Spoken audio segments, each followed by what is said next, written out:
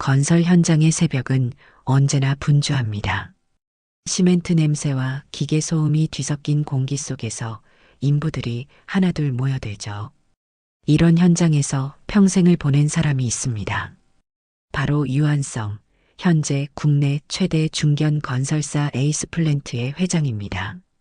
하지만 유한성의 과거는 화려하지 않았어요. 20살 때부터 건설 현장에서 막노동을 시작했죠. 벽돌을 나르고 시멘트를 개고 철근을 옮기는 일들. 허리가 끊어질 것 같은 고된 작업이었지만 유한성은 포기하지 않았습니다. 더 중요한 건 그가 현장에서 배운 것들이었어요. 사람이 제일 소중하다. 이것이 유한성의 철학이었습니다. 힘든 작업 중에도 동료가 다치면 가장 먼저 달려가고 점심시간에는 혼자 먹는 후배가 없도록 챙겼죠. 현장에서 만난 사람들 하나하나가 그에게는 가족 같은 존재였어요. 퇴근 후에도 함께 소주 한 잔 나누며 서로의 고민을 들어주곤 했습니다.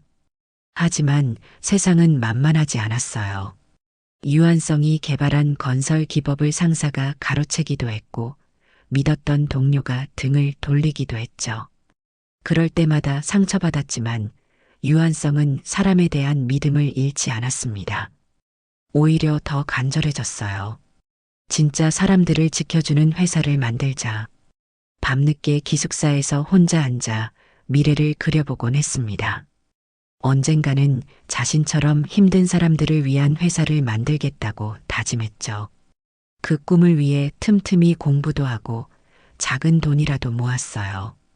오랜 시간이 흘러 유한성은 작은 건설업체를 차렸습니다. 처음엔 직원이 5명뿐이었지만 사람을 소중히 여기는 경영 철학은 변하지 않았죠. 직원들의 가족사까지 챙기고 현장에서 다친 사람이 있으면 회사 돈으로라도 병원비를 대줬어요. 그런 마음들이 모여서 에이스플랜트는 점점 커졌고 지금은 업계에서 손꼽히는 중견기업이 되었습니다. 지금도 유한성은 가끔 현장을 직접 찾아요. 정장 차림으로 나타나면 모든 게 달라 보이죠. 하지만 그가 진짜 보고 싶은 건 현장의 진짜 모습이었습니다. 사람들이 서로를 어떻게 대하는지, 정말 안전하게 일하고 있는지, 회장실에 앉아서는 절대 알 수 없는 것들이었어요. 그날도 평범한 월요일 아침이었습니다.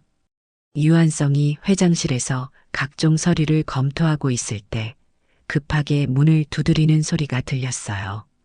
들어온 사람은 현장 관리팀장 김철수였죠. 얼굴이 상당히 굳어 있었습니다. 회장님, 큰일 났습니다. 김철수의 목소리에는 분노와 걱정이 섞여 있었어요. 외곽 빌라 단지 현장에서 문제가 생겼어요. 하청업체 사장이 인부들을 너무 심하게 대한다는 제보가 계속 들어오고 있습니다. 유한성의 표정이 순간 굳어졌어요. 어떻게 심하게 대한다는 거죠? 욕설은 기본이고 점심시간도 제대로 안 주고 화장실 가는 것도 제한한다고 해요. 심지어 작은 실수만 해도 벌금을 물린다고 합니다. 김철수가 한숨을 쉬며 계속했어요. 벌써 인부 5명이 그만두겠다고 했어요. 유한성의 주먹이 저절로 꽉 쥐어졌습니다. 자신이 그토록 싫어하는 일이 자신의 회사 현장에서 벌어지고 있다니요. 그 하청업체 사장 이름이 뭐죠? 박태훈이라고 합니다. 문제는 회장님이나 저 같은 관리자가 현장에 나타나면 완전히 다른 사람이 된다는 거예요. 평소엔 극진히 예의를 차리면서 인부들에게는 악마가 된다고 합니다. 이런 얘기를 들으면 유한성의 가슴속 깊은 곳에서 옛 기억들이 되살아나곤 했어요. 자신도 한때 그런 악질 상사 밑에서 고생했던 기억이 생생했거든요. 인격 모독당하고 정당한 대가도 받지 못하고 사람 취급도 받지 못했던 그 시절 말이에요. 현장에 직접 나가봤나요? 유한성이 물었습니다. 예, 지난주에 다녀왔는데 박태훈이 완전히 다른 사람이더라고요. 인부들에게도 친절하게 대하고 안전수칙도 잘 지키라고 하고요. 하지만 저희가 떠나고 나면 다시 원래대로 돌아간다고 해요. 유한성이 깊게 생각에 잠겼습니다. 이런 문제는 단순히 경고나 주의로 해결될 게 아니었어요.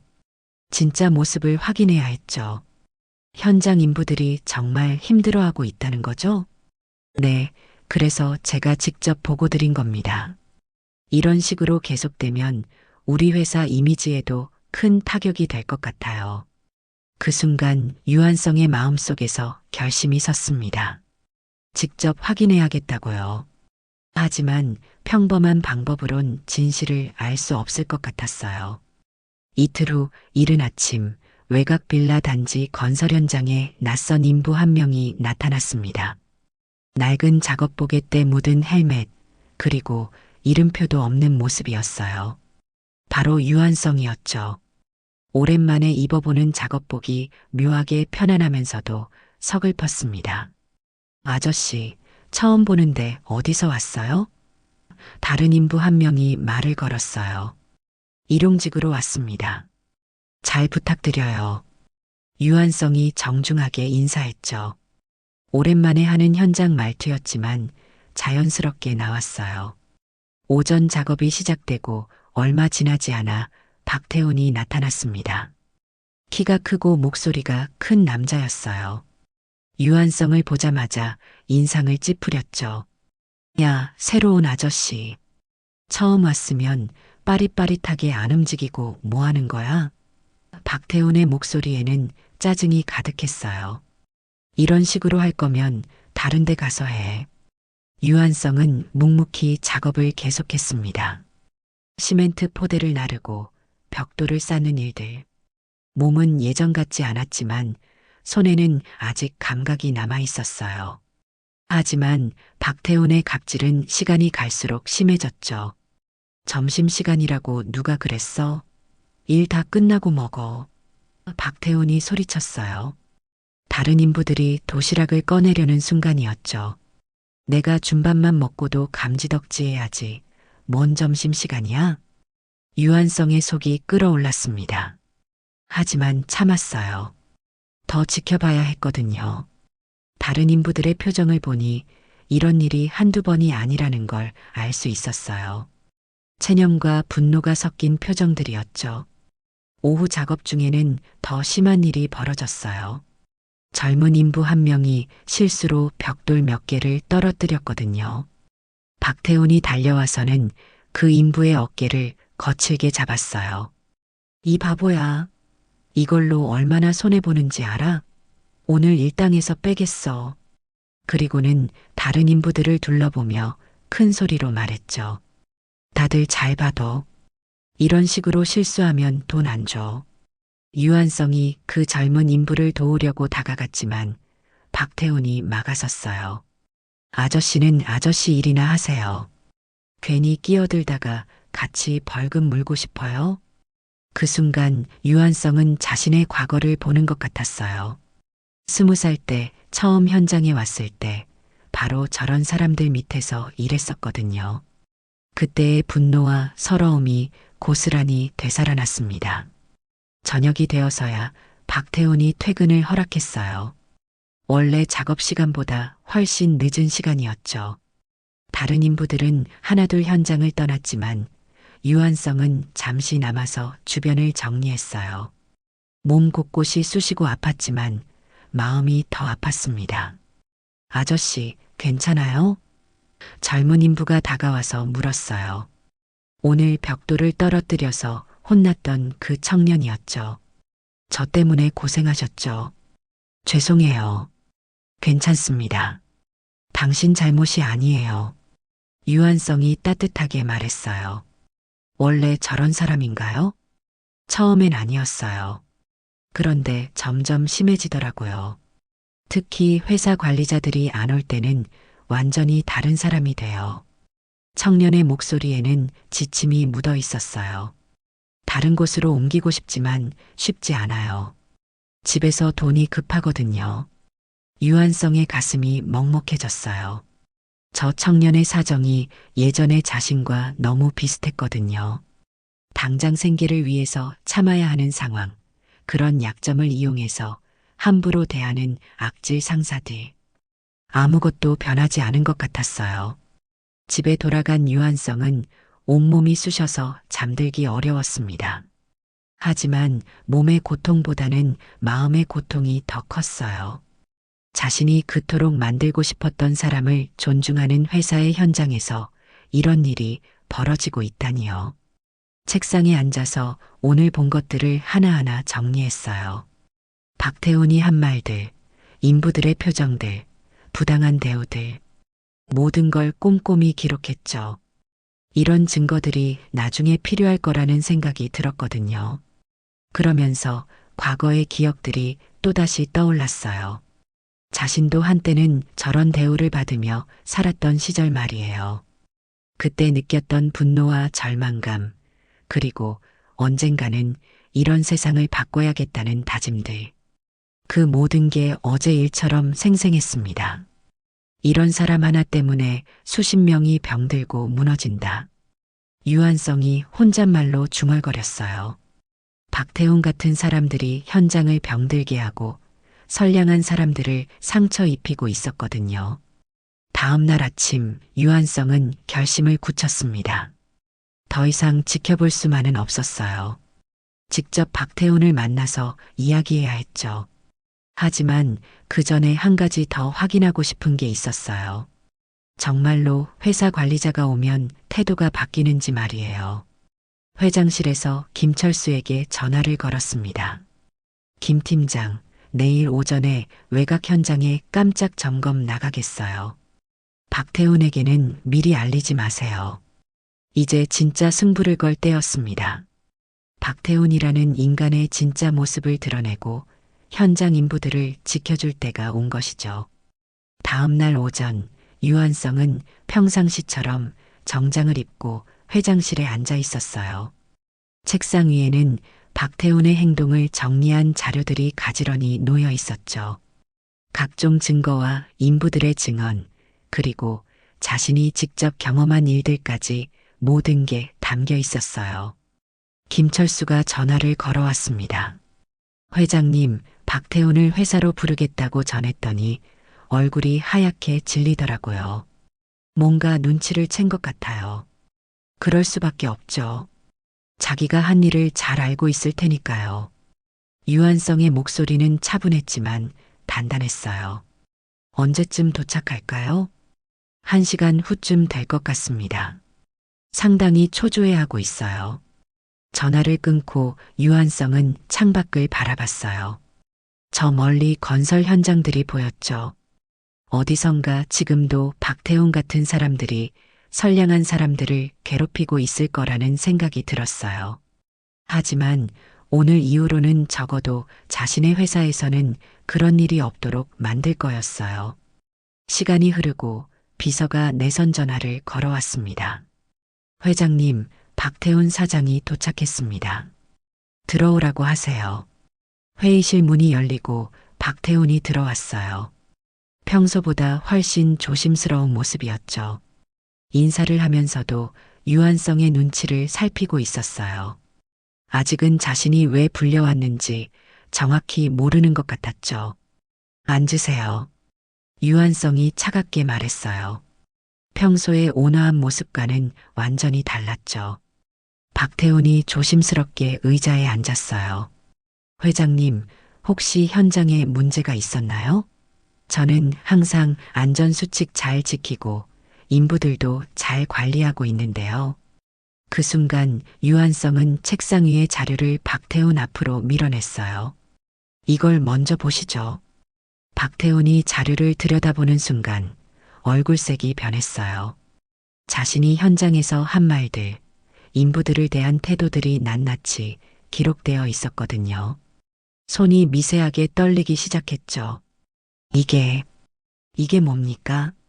박태훈이 당황한 목소리로 물었어요. 당신이 현장에서 한 일들이에요.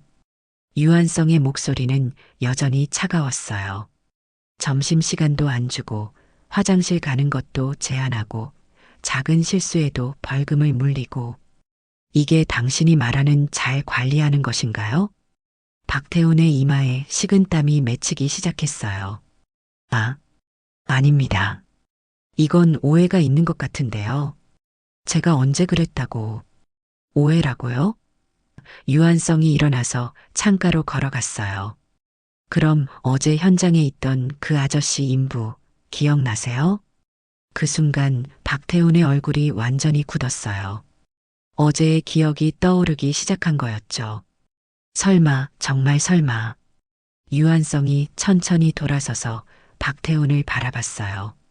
어제 당신이 빠릿빠릿하게 안 움직인다고 소리쳤던 그 아저씨 말이에요. 박태훈의 눈이 점점 커졌어요. 어제의 그 인부와 지금 눈앞에 있는 회장의 모습이 겹쳐지기 시작했거든요. 설마, 그때, 맞아요. 제가 직접 현장에 나가서 당신의 진짜 모습을 봤어요. 유한성의 목소리에 분노가 섞이기 시작했어요. 내가 어제 입고 있던 그 옷, 당신은 그걸 입고 일해본 적 있나요? 그 땀 냄새가, 그 먼지가 사람 인생이에요. 박태훈이 의자에서 일어나려다가 다시 주저앉았어요. 다리에 힘이 빠진 것 같았죠. 회장님, 저는 몰랐습니다. 정말 몰랐어요. 몰랐다고요? 유한성이 책상을 짚고 몸을 앞으로 기울였어요. 당신이 몰랐다는 건 제가 회장이라는 거지. 사람을 함부로 대해도 된다는 걸 몰랐다는 게 아니잖아요. 박태훈이 고개를 들지 못하고 있을 때 유한성이 계속해서 말했어요. 저한테 내가 준 밥만 먹고도 감지덕지해야 한다고 했죠? 점심시간에 뭔 점심시간이냐고 소리쳤고요. 그게 사람한테 할 말인가요? 죄송합니다. 정말 죄송합니다. 박태훈의 목소리가 떨리기 시작했어요. 죄송하다고요? 저한테 죄송하다는 게 아니라 그동안 당신이 괴롭힌 모든 인부들한테 죄송해야 하는 거 아닌가요? 유한성이 자리로 돌아와 앉았어요. 당신 같은 사람 때문에 얼마나 많은 사람들이 상처받는지 알아요? 박태훈이 손으로 얼굴을 가렸어요. 자신이 그동안 한 일들이 얼마나 잘못된 것인지 깨닫기 시작한 거였죠. 하지만 이미 늦었어요. 저는 그냥 일을 빨리 끝내려고 그랬던 건데. 박태훈이 변명을 시작했어요. 일을 빨리 끝내려고요? 유한성의 목소리가 더욱 단호해졌어요. 사람을 무시하고 모독하는 게 일을 빨리 끝내는 방법인가요? 당신이 그렇게 대하면 사람들이 더 열심히 일할 거라고 생각했어요? 아닙니다. 그게 아니라 당신은 사람을 뭘로 보는 거예요? 기계예요? 로봇이에요? 유한성이 일어서서 박태훈 앞으로 다가갔어요. 저도 당신처럼 현장에서 일하는 사람들을 함부로 대하는 상사들 밑에서 일했어요. 그때 얼마나 힘들었는지 아세요? 박태훈이 완전히 고개를 숙였어요. 더 이상 변명할 말이 없었던 거죠. 자신의 행동이 얼마나 잘못된 것인지, 그리고 그 행동이 얼마나 많은 사람들에게 상처를 줬는지 깨닫기 시작했어요. 침묵이 흘렀어요. 회의실 안에는 시계 소리만 똑딱거리고 있었죠. 박태훈은 여전히 고개를 숙인 채 말이 없었고, 유한성은 그런 박태훈을 조용히 바라보고 있었어요. 마침내 박태훈이 입을 열었어요. 회장님, 정말 죄송합니다. 목소리가 완전히 잠겨 있었죠. 제가 너무 잘못했습니다. 그러더니 박태훈이 갑자기 의자에서 일어나서 바닥에 무릎을 꿇었어요. 회장님, 제발 한 번만 용서해 주세요. 다시는 그러지 않겠습니다. 유한성은 그런 박태훈을 내려다봤어요. 무릎 꿇고 빌고 있는 모습이 한편으로는 불쌍해 보이기도 했지만 그동안 인부들이 당했을 고통을 생각하면 쉽게 용서할 수 없었어요. 한 번만 기회를 주세요. 제가 앞으로는 정말 잘하겠습니다. 인부들한테도 잘해주고 점심시간도 제대로 주고 절대 함부로 대하지 않겠어요. 박태훈이 간절하게 빌었어요. 일어나세요. 유한성이 말했어요. 박태훈이 조심스럽게 일어났지만 여전히 고개는 숙이고 있었죠. 박태훈 씨, 저는 당신이 진심으로 반성하고 있다고 생각해요. 하지만 문제는 그게 아니에요. 유한성이 다시 자리에 앉으며 말했어요. 당신이 지금 후회하는 건 제가 회장이라는 걸 몰랐기 때문이잖아요. 박태훈이 뭔가 말하려고 했지만 유한성이 손을 들어 막았어요. 만약 제가 정말 그냥 일용직 아저씨였다면 어땠을까요? 끝까지 그렇게 대했겠죠? 유한성의 질문에 박태훈은 대답하지 못했어요. 사실이었거든요. 이게 바로 문제예요. 당신은 사람을 지위로 판단하고 있어요. 회장이니까 존중하고 일용직 아저씨니까 함부로 대하고. 그게 옳은 일인가요? 박태훈의 얼굴이 더욱 창백해졌어요. 유한성의 말이 전곡을 찌르고 있었거든요. 우리 회사의 철학은 간단해요. 모든 사람을 존중하는 것이에요. 회장이든 인부든 나이가 많든 적든 모든 사람은 존중받을 권리가 있어요. 유한성이 단호하게 말했어요.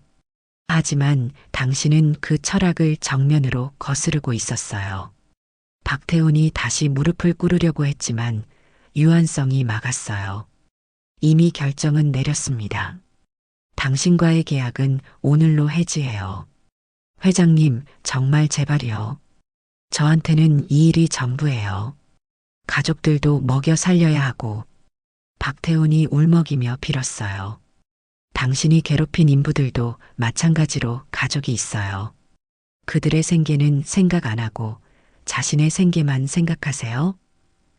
유한성의 목소리는 흔들리지 않았어요. 우리 회사에서는 두 번째 기회 같은 건 없어요. 특히 사람의 인격을 짓밟는 일에 대해서는 말이에요. 박태훈이 완전히 절망한 표정을 지었어요. 더 이상 빌어봐도 소용없다는 걸 깨달은 거였죠. 나가세요. 그리고 다른 곳에서 일할 때는 오늘 이 일을 잊지 마세요. 유한성이 마지막으로 말했어요. 사람은 지위로 판단하는 게 아니라는 걸 말이에요. 박태훈이 비틀거리며 회의실을 나갔어요. 문이 닫히고 나서야 유한성은 깊은 한숨을 쉬었어요. 쉬운 결정은 아니었지만 옳은 결정이라고 생각했어요.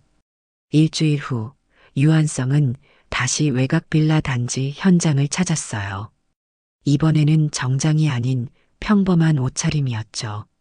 현장의 분위기가 완전히 달라져 있었어요. 새로운 현장 관리자는 인부들과 함께 점심을 먹고 있었고 사람들의 얼굴에는 웃음이 돌아와 있었어요. 박태훈이 사라지고 나서 현장이 얼마나 달라졌는지 한눈에 알 수 있었죠. 아, 회장님. 김철수가 유한성을 발견하고 다가왔어요. 현장 분위기가 정말 좋아졌어요. 인부들도 이제 편하게 일하고 있고요. 유한성이 현장을 둘러보니 저번에 박태훈에게 혼났던 젊은 인부가 보였어요. 지금은 편안한 표정으로 동료들과 이야기를 나누고 있었죠. 저기 있는 젊은 친구 어떤가요? 유한성이 물었어요. 아, 그 친구요? 박태훈이 없어지고 나서 완전히 달라졌어요. 원래 실력이 좋았는데 위축되어 있었거든요. 지금은 다른 신입 인부들도 잘 가르쳐주고 있어요. 유한성의 마음이 따뜻해졌어요. 역시 사람은 제대로 대우받을 때 제 실력을 발휘하는 거였죠. 점심시간이 되자 유한성도 인부들과 함께 앉았어요.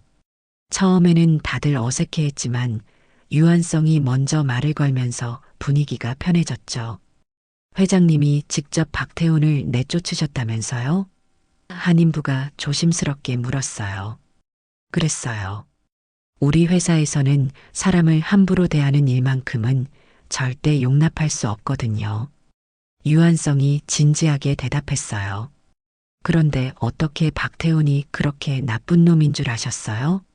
관리자들 앞에서는 완전히 다른 사람이었는데 유한성이 잠시 웃었어요. 제가 직접 여기서 일해봤거든요. 일용직으로 말이에요. 인부들이 놀란 표정을 지었어요. 회장이 직접 현장에서 일했다는 게 믿기지 않았던 거죠. 사실 저도 예전에는 여러분처럼 현장에서 일했어요. 그때 저도 박태훈 같은 사람들 밑에서 고생 많이 했거든요. 유한성이 진솔하게 말했어요. 그래서 여러분의 마음을 잘 알아요. 점심을 다 먹고 나서 유한성은 현장을 한 바퀴 더 돌아봤어요. 안전장비는 제대로 갖춰져 있는지, 작업 환경은 괜찮은지 꼼꼼히 살펴봤죠. 앞으로도 이런 식으로 불시에 나올 거예요. 유한성이 김철수에게 말했어요. 다시는 박태훈 같은 일이 없도록 해야죠. 해가 지고 있었어요. 인부들이 하나둘 퇴근 준비를 하고 있었죠. 유한성도 현장을 떠날 준비를 했어요. 회장님, 저번에 벽돌을 떨어뜨렸던 젊은 인부가 달려왔어요. 정말 감사합니다. 회장님 덕분에 이제 마음 편하게 일할 수 있어요. 천만에요. 이게 당연한 거예요. 유한성이 그 청년의 어깨를 가볍게 두드렸어요. 앞으로도 안전하게 일하세요. 차에 타기 전 유한성은 다시 한번 현장을 돌아봤어요. 조명 아래서 정리 작업을 하는 인부들의 모습이 보였죠. 이제는 모두 편안한 표정이었어요. 이것이 진짜 회사의 모습이어야 해. 유한성이 혼잣말로 중얼거렸어요. 높은 자리에 있다고 해서 사람을 함부로 대해서는 안 되고, 낮은 자리에 있다고 해서 무시당해서도 안 되는 거였죠. 차가 현장을 떠나면서 유한성은 마음이 뿌듯했어요. 오늘 하루도 사람다운 세상을 만들어가는데 한 걸음 더 가까워진 것 같았거든요. 사람을 소중히 여기는 회사, 그것이 바로 유한성이 꿈꿔왔던 세상이었어요.